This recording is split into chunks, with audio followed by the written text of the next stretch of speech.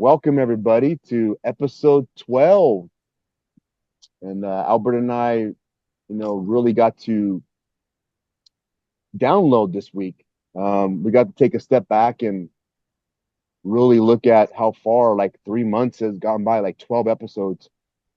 So much content, so many great interviews, so many things to choose from that we wanted to really come to you as the followers that are following us.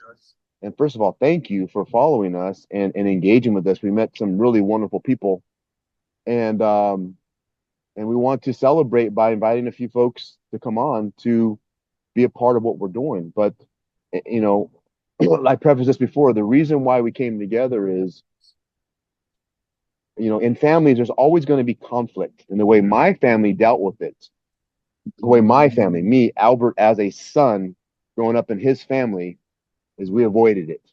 No one talked about it. They pretend like it didn't happen. And then what would happen is it would just brew and brew and brew. And then because my family are alcoholics, I'm going to call them alcoholics, they drink a lot. When those frictions are there, alcohol brings out the worst in us. And people then start fighting, they start name calling, they start blaming, they then start separating themselves. And so I grew up in that environment. So when Albert and I decided to put this together, it was because we had gone through our stuff. Their dad, me, had to go through his rites of passage of becoming the man he needed to become for his family. And through that process, Albert decided to go on his own journey. And so we were like, hey, as we started developing our relationship, what other man, what other woman, what other father, what other mother, what other grandfather, grandmother, how can we connect? How can we bridge relationships with others by sharing some of our experiences, our conflicts, our dialogue, our experiences together? And thus the Legacy Project was formed. So that's for me. I just want to thank you all for joining. And Albert, feel free to share yourself. Yeah, just today I wanted to look back at each chapter that we've done, and so it allowed for me to really just explore again like what we've gone through these last like 90 plus days, this 3 months of like who we really are. And Yeah. I've learned a lot about you throughout this process. We've gone from topics all the way from talking about quantum family shifts, where we got to actually relive some of those moments of the desert, so the rites of passage. Going from childhood expectations and wounds to even just now how it actually impacts our relationships today. Um, so when we decided to create the Legacy Project, we wanted to really just dive into like how do me and my dad connect? How can we explore that for other people to learn how to connect and or reconnect with their family members and how does that ripple into their world when they want to start a family or if they are starting a family now too. So I've learned a lot about you this experience, and it's allowed for me to get closer with you. And Yeah. so tonight's going to be all about that, and we're also going to have people come on throughout the show too. So if you have any questions, we would love to hear from them directly. And if you want to come on the show, we you can request to be a part of that experience as well too. Yeah.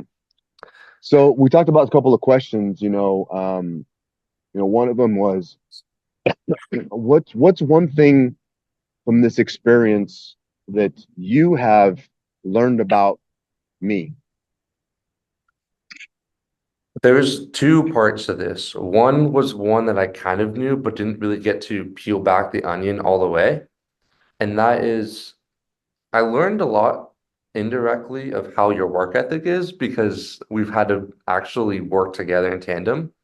So that's like the direct method of what I've learned from you is like you really do like follow your shit and and you'll make it happen at all costs, which is actually pretty cool to witness. So that was something like I kind of knew, but it's one thing to actually like when you're Experience. working on a project with something, thank you, appreciate that. That's one thing that I learned from this experience is like, okay, you actually do all this stuff that you do. And that's something that like you could read in a book, you can see it on the platform, but it's really Yeah. fucking cool to actually witness Mm. working side by side. So it's something that I've allowed to take in the mirror. And even just in the last 24 hours of since we've talked, I went back and checked some of the progress that we've done. So that's one thing. The second thing, which helped build our connection, was how much your story of your childhood relates and intertwines into who you are now. Um, we've talked a lot throughout the last couple of years, right, of who and what built Albert Chavez Jr. and into the coaching experience that you've done now, into the rites of passage journey. And so for me, it really helped strengthen our relationship because um, yes, we had built a lot of these mends and wounds, but now I got to see who really is my dad, my father, Albert, and I get to understand why a little bit more how you and why you really push yourself every day to be the man that you are. Mm. Uh, Man, that's like a little reflection. I'm honored, dude. That those are great things I never thought of. So I'm glad that the beautiful part is had we not done this, you wouldn't have experienced that. Right. You know, no, for me, for you, I've always said this, bro. Like I've always admired you, and I saw a different light at you when I saw you in the desert last year.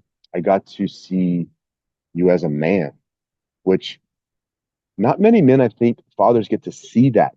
They get to see their son develop into a man. Like I said this in the podcast we had, but I knew that my son was not going to be the son he went up because I experienced what I experienced. So when you came back from the desert, I knew you were different. But what I've learned from this experience is how curious, how your questions that you have are impeccable. Like they're so, I don't know if you think about them ahead of time. I don't know if you on the spot because your listening skills are that um, high of a frequency that you can pinpoint things. I'm not sure what it is, but your questions to me and to the audience and to the people we have interviewed are amazing. So I learned that, like, wow, like I didn't learn to start asking questions till a couple of years ago. And so for you to have that, um, I just admire that tremendously. I also learned that you have such a big heart for humanity. Like you have this heart of you genuinely do want to help people and you genuinely want to learn about people. You're such a absorbent man that you want to learn more about the people that you're talking to. And the version that I knew growing up, you were such an introvert. I never saw that part of you. So to see you as a man now, um, yeah, it's been really cool to work with you side by side and see your work ethic. And when we have our pre calls, you're always prepared. You're always like ready to have questions, and so that's been really cool to witness as well. Thank you. Thanks a lot. I think something else too is product is like how we work together too. Like I think that's something that you always learn when you start a new project is like how do your strengths fit in with someone else? Because a lot of times egos are going to get in the way, right? Where you have your presence, I have my presence, and how do we make sure to fit in? Um, which is something that I'm learning more and more to step up when I need to step up, and then have you take the reins when you take the reins. And so there's this good yin and yang push and pull that's allowed for me to understand like, oh, I could step up in this way to help facilitate the conversation more. So that's Yeah, something that I've also learned as well. yeah. So I have a question for you too.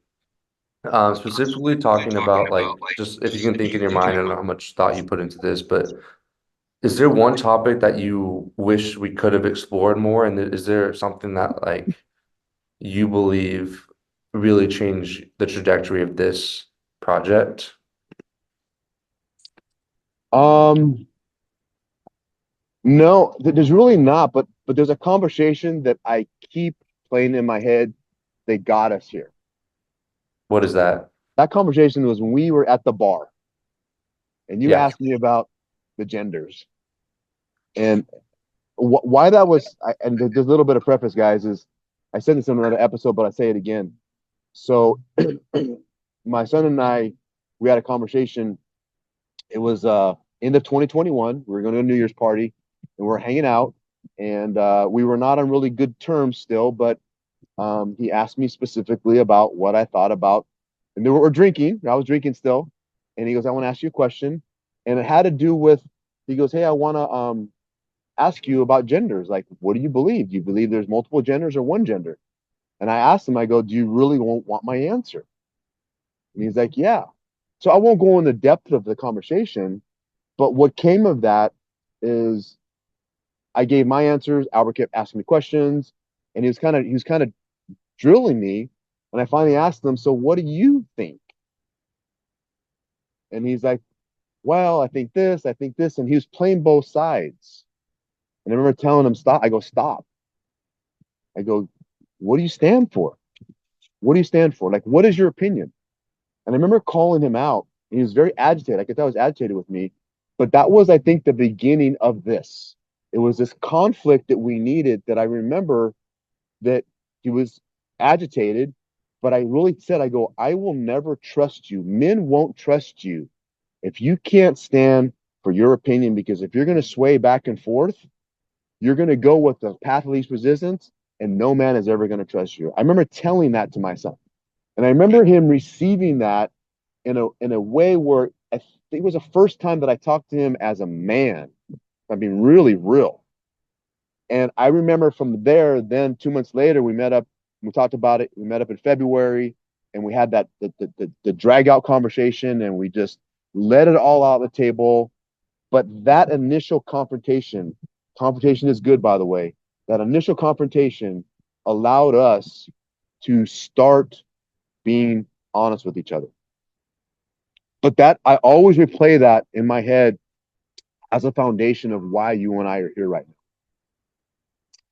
Yeah, and it's I think it's what I thought of right now too is like that conversation that we had. It wasn't a conversation, but I just remember being in my room. Was it right before COVID, I think? But it was after. It was in 2021 because we went to a thing with Val and Julio. We went to a bar. We were sitting at a bar. Yeah. That was in 21. I'm just referring to when we were on the phone together after what happened. Oh, that was 2019. That was 18. Yeah, wow, it was that long ago. it was May 19th. When yeah, I'm sorry, March 19th. what's up? It was March 19th. March 19th. You remember the date? Yeah. So 5 year anniversary of that. 6 years actually. Damn, that's crazy. And just told you straight up that this was not the best moment for you. This was a Yep, low, yep, and the fact that you're still going through the same struggle, I think in those conflicts, I think are pivotal moments, not just for me and you, but for everyone else watching. Like you have to have that confrontation to grow, or else we're gonna get stuck. We're so good with being in homeostasis in the same old status quo that you have to have some sort of mentality if you want to make that big of a shift. Because until that point, um, now that's what makes people uncommon, right? That's why you create your uncommon grind is unless you are that uncommon person, most people are not gonna change unless something dramatic happens. And so um that's what we want to focus on is how do we create the uncommon to become more common because yeah, it's definitely lacking in that point in time. yeah, yeah, yeah. No, So I love it. Man. I love the question. Um, before we go further, I know Kaylee's not here, but hey, Danny, do you want to come on, bro? Let me know if you want to come on. I told Kaylee to come on at 45. Okay, So okay, if never we're mind. ready, we can do it now. Yeah, have Um, her come on. yeah, But Dad, if you want to come on, let me know. Just put a thumbs up and we'll get you on here too. yeah. So, question for you, like where, and we talked about this a little bit, so I'm gonna put you on the spot. Where do you see us going with this project even more? Like, what do you want to see more of I want to I want to double down on this. We talked about it yesterday. I thought about it a lot actually. And and I thought about you when I was doing it. It was like you have all these fucking things going on. Kaylee asked if she saw your request. Yeah, about But it. while she comes on, I can finish the thought. Um, I was like, you're doing solar, doing loans, you're doing your uncommon project. What's up, Kay? How do we ensure that I can do the same thing? Because I already have everything else going on as well. I don't know if the word sacrifice came to mind. Do I need to sacrifice? But I feel like also if I'm doing what I'm already doing and what I want to do, then it's not really a sacrifice. Right. So I need to fine tune what's most important to me right now because I've already thinned the herd a lot and I'm still feeling like there could be more focus on certain things. So I just need to focus in on those even more. What's up, Right. Riley? So I really thought about this. So for me, it's just doubling down and I want to go from the generalities that we've gone to and go more specific because I think that'll allow for people to want to be more open because the more people have asked about coming on, it's intimidating. So I think we need to learn how to, and maybe this is a me thing, how to be more inviting. So that way more people want to show up. Because if they're not going to be able to show up on a live, I get it, people don't want to share the whole life, but if they can't even have a conversation, then Yeah. I'm not doing my job, you know? So how do I be more impactful? Which means I might need to market myself more. That's something we talked about yesterday. I need to like show up as well myself. So the one invitation I'll get you, and we'll have Kaylee come on, is authenticity.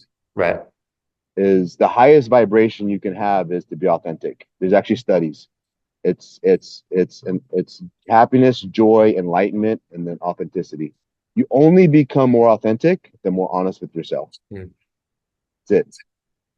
The more honest with yourself, the weaknesses you have, the bullshit you do with yourself, the lies you tell yourself, the procrastination, the more you get through that and you filter that, the more authentic you can be. And when you're authentic self, people will naturally gravitate. Kate and I talked about this. They will either fucking repel against you or they'll attract more. And you mm, can't determine who they are. But right. if you try to please everybody, you don't know who's in your field. But if you're authentic, people will Yeah. naturally leave you and naturally embrace you. So Cool. Thank you. What's up, that's Kay? Hey, what's How's up. So Florida? we have my amazing, gorgeous, brilliant, beautiful, hard hardest working woman I know, Kaylee Chavez is here. She's from Florida. She's 3 hours ahead, and Kaylee, we're so thankful for you to be on here. yeah, thank you. I must love you because this is an hour past my bedtime. You really love us. You really love us. Sipping on a Red Bull to keep myself awake here. Oh shit. So I was listening in, and I came prepared with a couple questions. So, first question is for, I guess, both of you. I centered it towards Albert, but now I'm realizing you're both brothers, so you can both have a take on this. I've heard a lot of talk about like maybe the role of a father and the role of a son, but I feel like there's a middle ground of like a brother, and what does that role look like to you Mm. or to someone who might be like maybe struggling with that dynamic or anything like that? And if you have any model examples of what that may look like. She came Uh, with some heat, Albert. I'll let you go first, bro. I know. And so is your question geared towards brother with sister or brother with brother? Because those are two different, or I can answer both, because those are two different dynamics. I mean, I guess you, from personal experience, I feel like you can really only speak on the brother sister. So you're talking. So you're referring to. Brother to brother because I guess you only have sisters, Berto. So I guess the question, man, the question is, when we say brothers, like Albert and I are brothers because we're men. So we talk that way, like brothers, like that. You're referring to biological Like brothers. a brother. Like Okay. he's my brother. Okay. Okay. Okay. Um, yeah, I still consider like my brothers as well too. It's different. But for me and you, the role of a brother, it's had to shift because I think the more I've learned about just how to interact with you and with other like with Alyssa too is um I want to be a role model so that I can I'm also the older brother too for context. So I want to be a role model that shows like adversity is something that's going to happen and how to go through that. And so I know early on I would be more of like the try to be the overbearing brother and tell you what to do. And so for me now it's had to shift because I want to just be a role model and show like how to show up day to day because um it's hard getting out into the real world. And so growing up, I think it's really impactful to show how you should be treated, you know? Obviously when I was younger I assumed that um, the dynamic would be like with a male role model in general growing up. And so dad and mom share case like open the door, be polite, make sure you are like pampered in a way, you know? But as I've shifted over now, it's just more of just like, okay, this is how I can hold structurally and be a role model in terms of adversity and how to allow for you to be space and grow as a woman. Okay. So, so for me, it's I have 50 years of this, so there's different layers. I was groomed, okay? I was groomed. This is really important to hear. I was groomed to be a protector of my sister, Val. When my dad had two other kids, Margaret and Joe, I basically I was the older brother who was that took care, helped take care of them. So my role was to be a protector. The challenge that I had, this is how I messed up and I failed those relationships is when I met your mom. Okay. My role shifted from big brother to now husband. So now I took all of that focus of love that I gave them and I put it into our family as best I could. Mm, They did not handle it correctly because I didn't have a conversation with them. I kind of cut them off because my role, but they didn't understand because they weren't married. I was the first one to get married. So our wedge started getting bigger and bigger with my siblings because I was no longer the nurturing brother, but that's what I was taught because then my family split up. I became the patriarch for them. What I shouldn't have been, I'm 16 years old. I shouldn't be a patriarch of the family, but that's the role I played. Then when I met your mom, all that stuff shifted over into my family, and that didn't go very well. mm, So I've had to learn now. Unfortunately, my siblings don't talk to me for a lot of different reasons. But to answer your question, Kaylee, is I think the role of a brother growing up has different stages. And most of it as a brother is really to be a protector, a leader, someone that a confidant. And now you guys are really close at one time, talked about all your secrets and things. I think that's a role of what a brother should be at some point in time. Okay. Huh. I feel like that it does make sense. It also is what I hear you saying is it's similar to what the expectations are of a man almost. And I feel like that is a lot of pressure for boys, like young boys and brothers too, to I guess live up to. But I also agree with high expectations. So it's just interesting to hear that the perspective is, or the expectations are almost like kind of similar, I get, between like young boys being brothers versus men. But you're also saying that it goes through different stages. So like mm, a protector is more of like protecting of the feelings in like a this is what happened way, like a secret holding versus like a physical protector of maybe your siblings. Well, I also think it's also the gateway to be a father. I think It shows the maturation process too. Because when you say brother, I was a brother when I was 2.5 years old, and I remember that's my first memory is holding you yeah, when you were.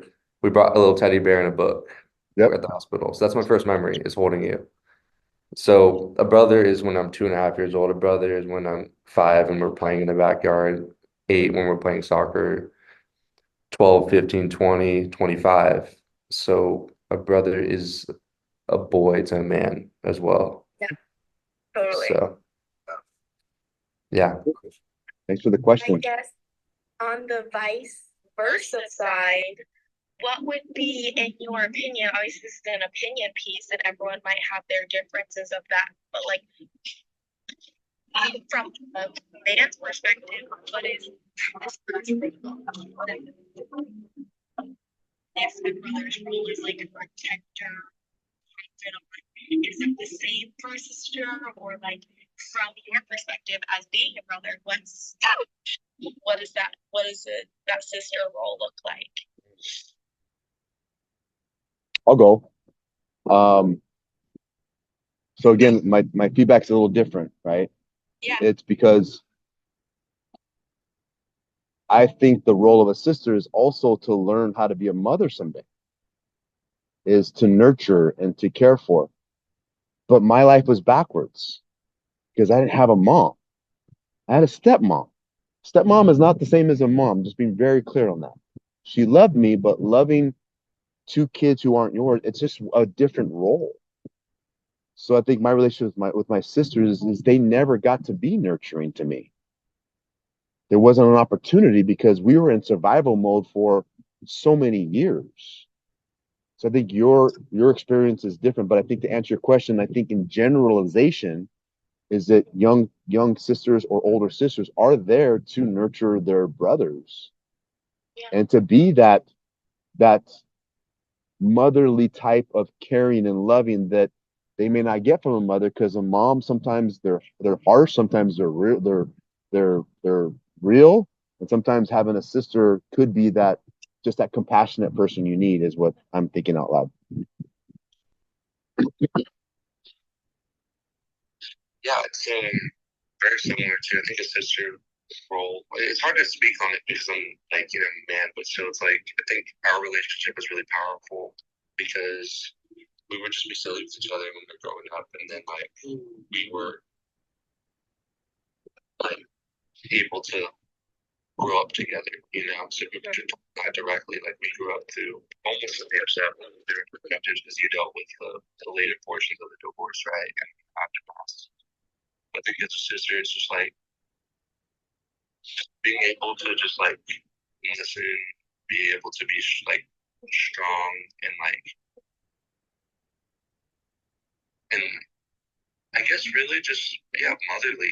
Like I think it's tough to say because I'm not one. I can't really tell you what to do, but I feel like you just like are a good support system and echoing like you're my first real interaction besides my mom to learn about like the females and girls, right? So that's how we grew up together, is like how to interact with each other.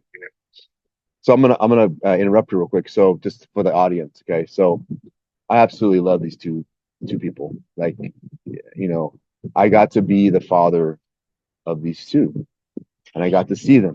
And what you all need to know is this: is what their mom and I did was different in how we grew up. Like the moment the moment Kaylee came into the world, Albert absolutely loved her. Like they were inseparable. And Kaylee did everything in her power. The stories of her like literally dragging, she's a little 9-month-old across the grass just to play with us. She always wanted to be with us. So whenever I was out playing with Albert, Kaylee was always there. She just wanted, when I got home, we'd wrestle on the floor and Kaylee would jump on me and Albert jump on me. And so the relationship that they built was very nurturing by both their mom and I.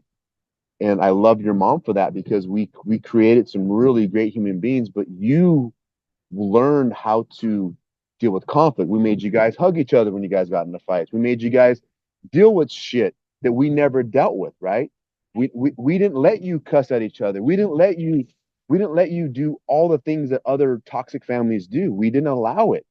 So we made you guys deal with your conflict differently than how others did. And so that's very special for you guys, that you guys have a different relationship than I have with my sisters and your mom did with her sisters.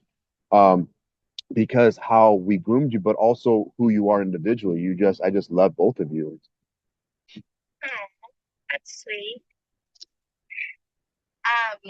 Another kind of thing that I heard you guys discussing, I feel like the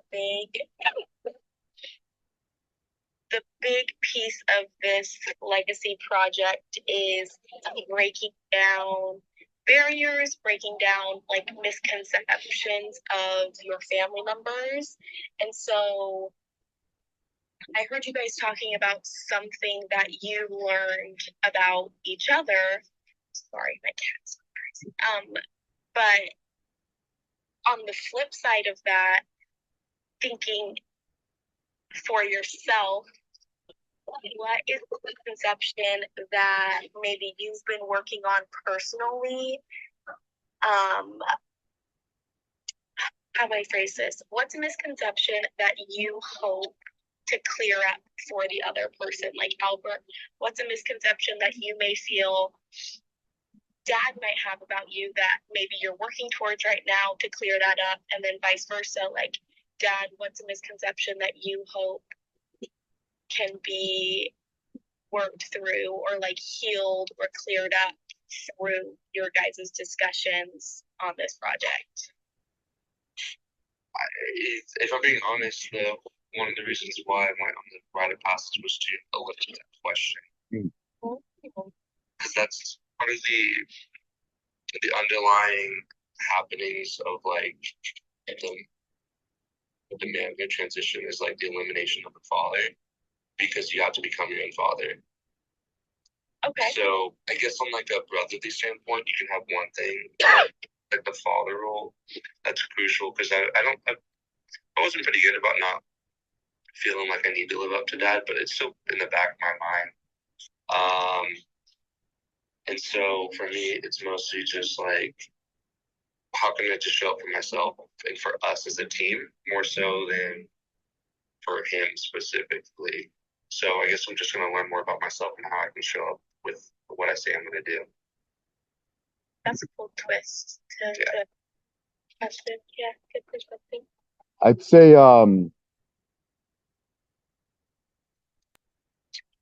this is a big one. I would say being able to trust you. Hmm. Like being able to trust that you're not people pleasing me, just to people please me. And that's the thing that you and I've talked about, meaning because I say it, you're agreeing with it, and you're doing it because I want to do something.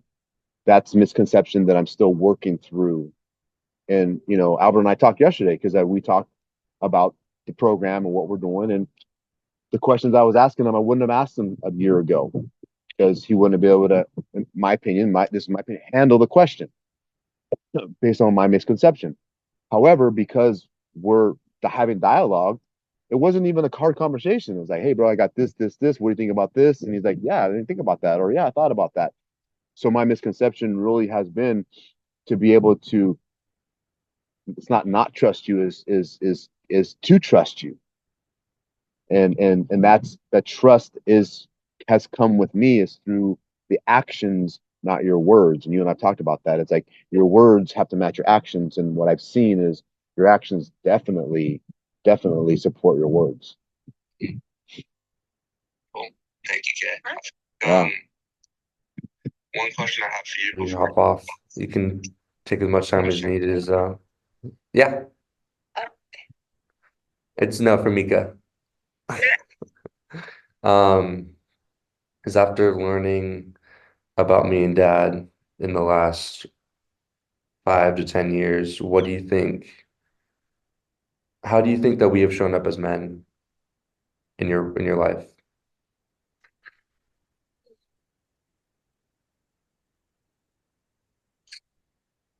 I think that I feel like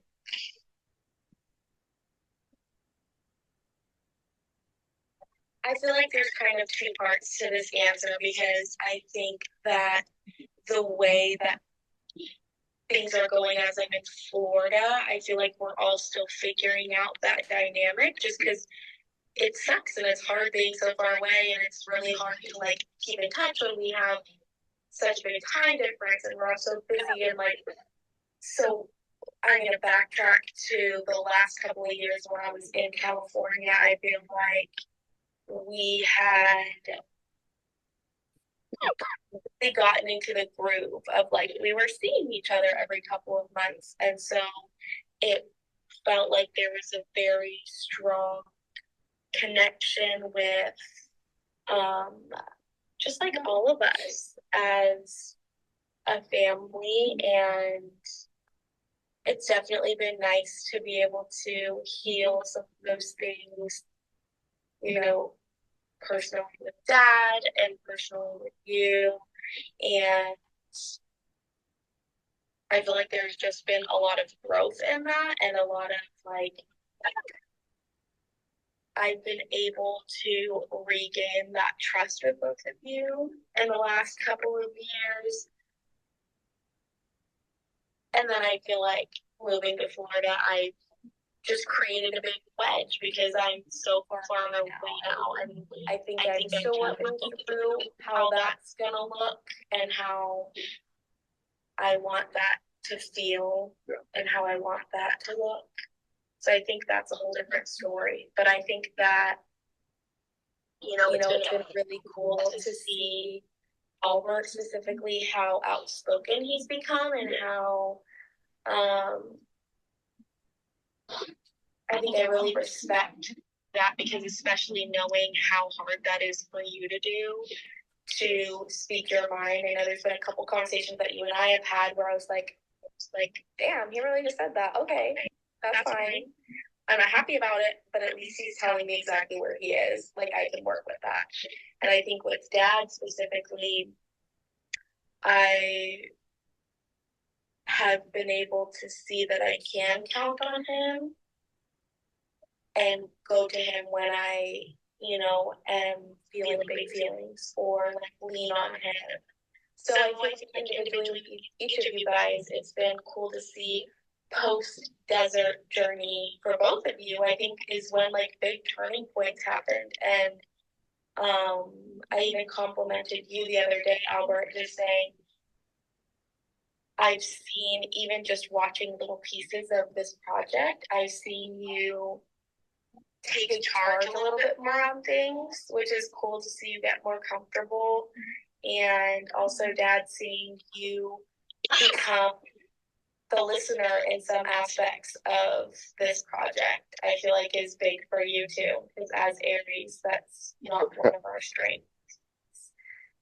So I feel like that's the biggest things that I've seen growth in like all of this and seeing the benefits of this project.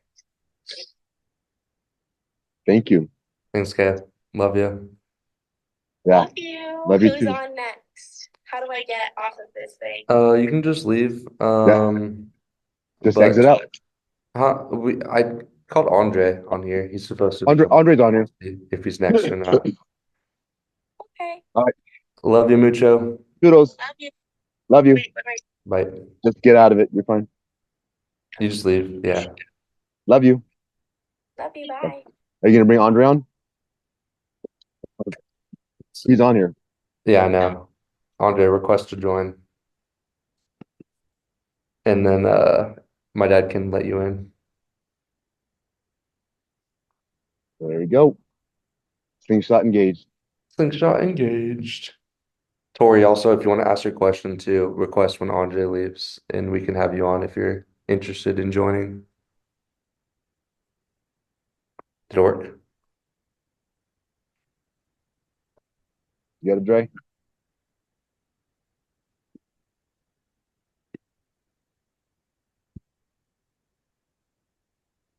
Roger. Cool. One more time. Try it again. I invited you. We're getting close. Use your hair. Is he in? No.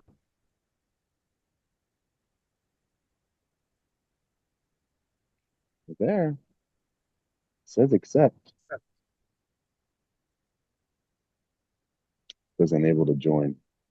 Mm. Try it again, Andre. Sent you an invite. Oh, there he is. There What's he is. up, dude? What's up, man? What's up, beautiful?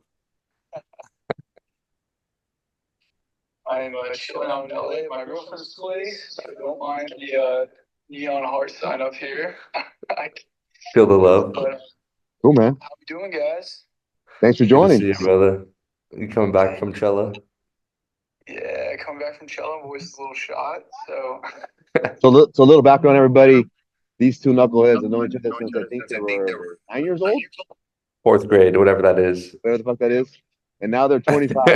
A long time. yeah, it's been forever, ever. Yes. Well, I mean, I can just jump right in and fire off the question if you guys Jump want. right in. Yeah, so it's kind of a two-parter. So first one's going to be for you, Albert Senior.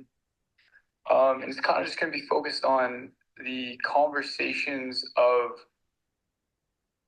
I don't know, kind of Be direct.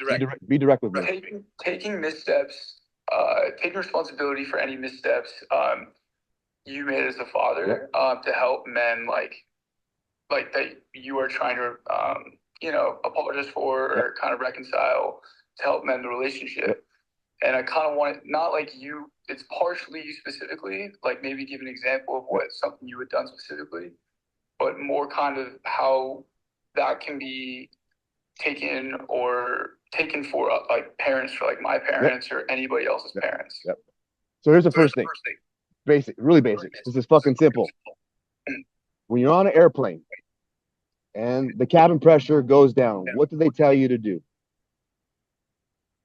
They put the mask on yourself before your kid, right? The only way that a man, specifically a man, can be honest with another man is first he has to address his own faults. A man cannot apologize and be sincere in his authenticity to another man that he's mistrusted or degraded until he confronts his own demons of why he's disrespecting himself. Why I'm saying that? I have this thing called, we all have a governor. Do you guys know what a governor is? Like, school buses can't go 80 miles an hour, they can go 20 miles an hour. There's a governor on it. We all have a governor inside of us. That governor prevents us from going deeper to get the true love, pain, everything out of the way. You can only love. So if your governor is at 40%, I can only give you 30% love.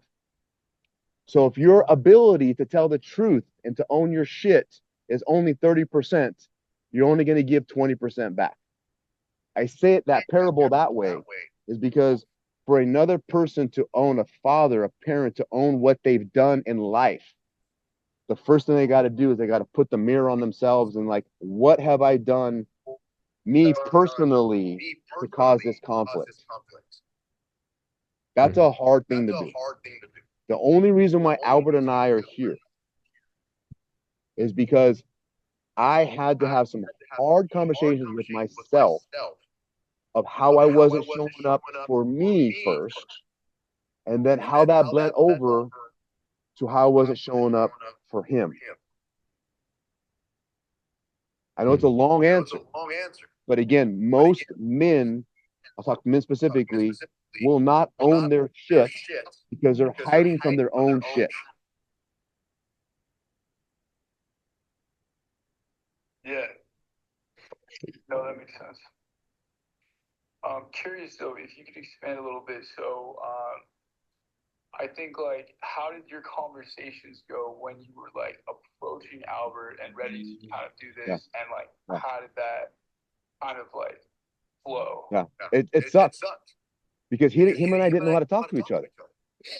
Remember, here's the problems that dads have. We have this, and parents in general, we still, when you're 18 years old, we still look at you as being 12-year-old boys. So there's this hierarchy. So how it came, our first conflict came in Newport Beach when he was asking me 1,000 questions about the mortgage business. We were both drinking. I called him out. I'm like, why the fuck are you giving me 40 questions? I knew he was upset from the divorce still. I knew there was stuff that was going on, but it was a conflict we needed to have because he didn't know how to talk to his dad. And I didn't know how to talk to him. So then full circle, we had a conversation that we talked about, him and I were at a bar, we talked about genders. There was another, so these conversations happen organically, but we had to learn how to talk to each other. And it was through bad conversation. So we had to learn, but what most men do is they avoid, or they just have all these superficial conversations with their kid because they don't want to address the fucking elephant in the room, which is both are hurting, but both don't want to address the hurt. So two conversations came and gone, and him and I were talking here and there. And then what really helped me though is he called me on New Year's. I won't get into details. He called me on New Year's one time because he was having a hard time. And this is the first time he opened up to me. And I just asked him if he was hurting himself, if he was drinking, what he was doing. He goes, no. He goes, Dad, I saw you fall. I saw you fall. And I saw you get up. And I don't want to be that man. So I'm saying that because it's not just one conversation. It's not the end result. It's all the other little conflicts and conversations that have to happen that most men want to avoid. It's really hard on them. So a dad, for example, I'll take your dad, for example. Great guy, very gregarious. He likes to laugh a lot, but I've never had a serious conversation with him. So you might have that same experience with him. At some point in time, you might say, hey, Dad, can we have a serious conversation? Can I ask you about this? And if he's like, well, I don't want to go there, then you know that he's not ready to be vulnerable because he's not ready to dive deep into an answer that he already knows the question to, which is how he hurt you. Does that make sense? Yeah, 100%. No, that was great. Well, so real quick, Albert, do you have anything to respond to that or anything you want to add to that you've experienced? Yeah, I mean, just on the flip side of that too, I honestly forgot about that conversation in New Year's Eve. That was a tough time going on. Me and Hannah broke up, by the way. I don't want to say that, but I'll let you do it. Yeah. So that was a hard conversation because I had COVID too during that time frame. But yeah, I think on the flip side of that, and I forget what I didn't look at your question because I wanted it to be a surprise when you sent it to me. So I might answer it, I'm not sure. But on the flip side, we just had to put it on the table, man. And I knew me and my father's relationship was severed severely and just didn't know how to organically do it. So like you said, we did it in other ways. And I don't think that's unique. I think other families do the same thing where they will bash at each other and it might be over small petty things. So I don't think that's uncommon, but just really taking responsibility and just saying, hey, dude, like this is not where we want to go. I don't feel like I'm connected with my father. I feel like I can't be open with him. Yeah. And ever since then it's been wonders for us to be able to at least be more open with each other. Yeah, and I think part two, like that question was gonna be, yeah, kind of put to you, Albert, too, and I think you kind of did hit on it somewhat, um, which is just like how your reception of that kind of reconciliation process kind of goes and what you kind of needed or helped you kind of progress through it. Because I think sometimes when someone comes to you and kind of starts wanting to push through that reconciliation process, doesn't always mean you're going to be ready, and it doesn't mean it's always going to be immediate. And so, like, how did that kind of progress for you? Um, so during this time frame when we really started to make waves, that's when I decided to join a men's group. And so I was already learning all these tactics and like tools. So I was more confused on how to implement them. Um, and so there was it's just kind of like when you're learning how to skateboard. I'm not really good at it, but that's probably the easiest way. Like you've probably seen people ride a skateboard. You're like, how the fuck do you jump with the skateboard? You're gonna fall a shit ton of times, you know? Or You're on a motorcycle. It's probably like getting super like comfy with a motorcycle. You're like, how do I go fast? You're like afraid to like fall off, in the back. You're just gonna eat shit probably and just like be awkward, for a while. And so that's how it was with me and my dad is we just had to just go through it and just be okay with it and accept it. And what was going on at that time too, is there was a declaration for me to want to get better as well because as my dad prefaced in that conversation, I didn't want to continue on the path I was on. So when you're not ready, you're going to continue to not be ready. But when you want to take that first step and actually say it's time, you're going to be okay with the consequences that happen, and it's not going to be pretty. Yeah, one of the things that I will preface also is this is where I want you two men to really hear me loud and clear, okay? And everybody on here is it takes massive balls to own your shit. Like I've had several conversations with Albert and my other kids. I left a marriage, guys. I broke the family up. Me, this guy. Now, there were circumstances that led to it, but the fact that I did that shaped everybody forever. I can't tell you how much guilt and shame I still deal with today because of that. But what I had to do is I had to confront me and why and what was going on. And then I had to talk to Albert for the first time. We brought it up just literally about this last year because I knew it was that wedge in the room. But I know plenty of men that will just get another relationship, which I did, by the way, and avoid, and then they lose their kids. And that's what I was doing. So when I decided that I don't want to be that guy anymore, I had to make massive fucking 180 turn, bro, and say, what do I need to do to heal me first? And then put the mask on me. And then how can I remedy my relationships, not even expecting that they'll ever come back? Mhm. That is the real crux is I did what I did, not an intention to get them back. I did it, what I did so that I can have reconciliation with myself so I can grieve and get over the guilt I was facing. But in that process, because of how close I was at one point in time with everybody, I was able to reconcile through trust and through actions that I followed up day after day after day after day after day. And they saw me change and become the guy that I am today, that I'm still evolving. That's what attracted them to say, I think I can, my dad is safe for me now to be around.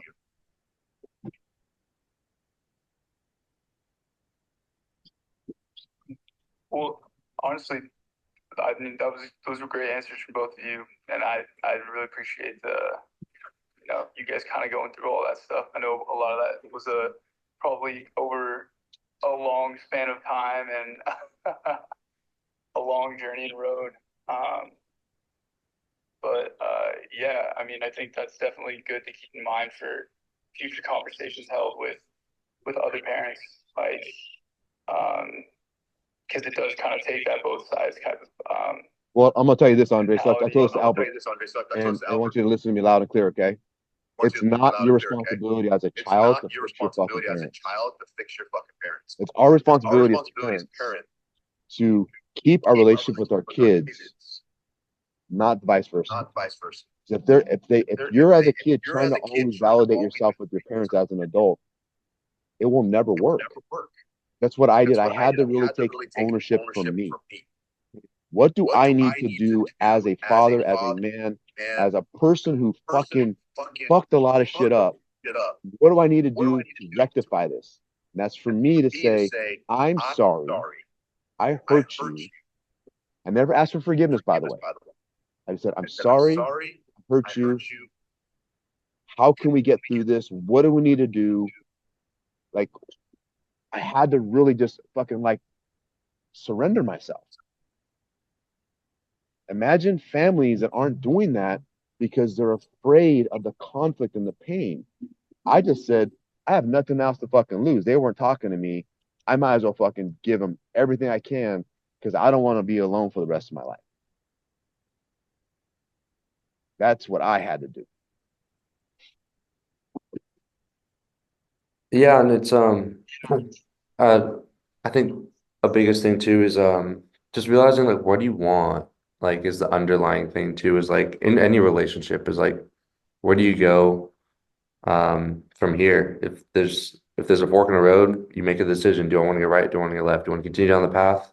You know what's going to lead. You want to go through the ugly looking outside, but it's beautiful on the inside. We don't really know what's going to happen, right?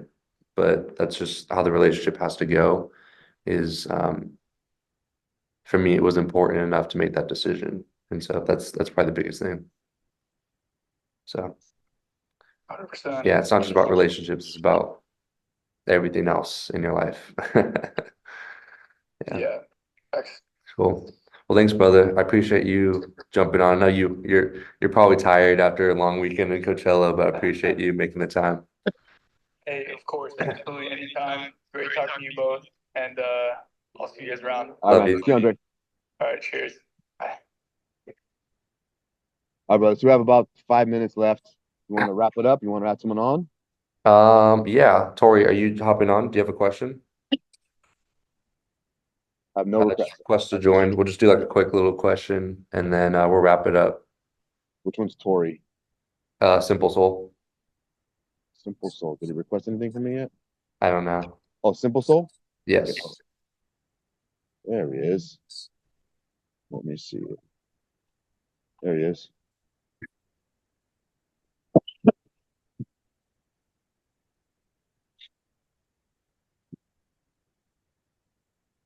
What's up, Miss Tori? Hi. Thanks for coming on. How are you, Dad? This is Tori. This is Sophia has a roommate named Jacob, and this is her sister. She's from New Jersey and Hi been there. out in Huntington Beach now for a couple years now. Beautiful. Welcome. You both for putting in the work and doing this journey together because it's not easy at all, which you both are well aware of. But my question, I'll just get straight to it. What are some tools that you guys are still using and consistently using? Because obviously, this is a never ending battle and like something that you're going to have to work on for the rest of your lives. So, what are you guys using to navigate this from the start to now to hopefully in the future? What are you guys going to continue to use? Navigate what? Navigate what? Just the journey that you guys are on together, and through, because obviously relationships are going to be high, low all the time. What are you guys going to do to continue keeping it such a solid relationship between you two? I think for me, just continually checking myself and also being open with him. I found that with myself, there's a pattern of ebb and flow of connecting with people really intensely and then feeling the need to disconnect because of overwhelmingness. So for me, it's just understanding that I need to continue to be open with my father if I want a relationship with him, because the more I give in that, the more I can receive in there. Which kind of seems counterintuitive because a lot of people will say fill your cup first, which it is. The assumption is fill your cup first and also give as much as you can. And so that way it'll be like this perpetual flowing motion. When I think a lot of times when we think of put the mask on first, it's only that, and then nothing else follows through.